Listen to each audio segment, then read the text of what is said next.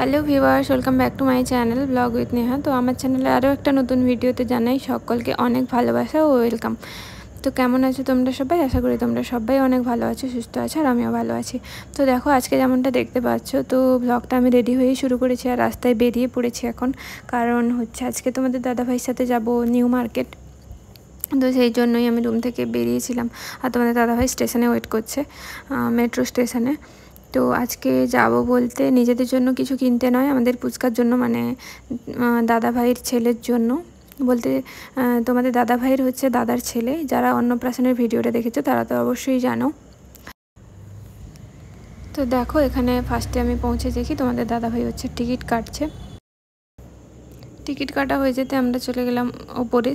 তো তখনও মেট্রো আসেনি, প্রায় 10 মিনিট ওয়েট করার পরে হচ্ছে মেট্রো এসেছিলো। আজকে অনেক লেটেই মেট্রো ছিল।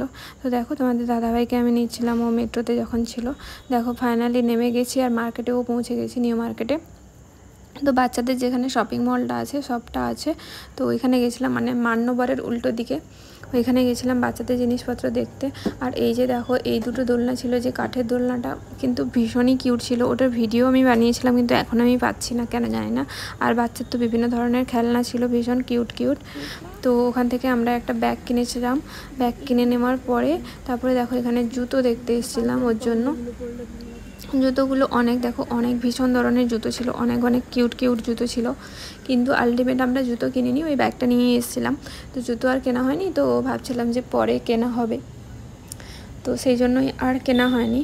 কিন্তু অনেক ধরনের জুতো ছিল, কিন্তু ওর পায়ে হচ্ছে বড়ও হতো, সেই জন্য আমরা পরে কিনবো ভাবলাম।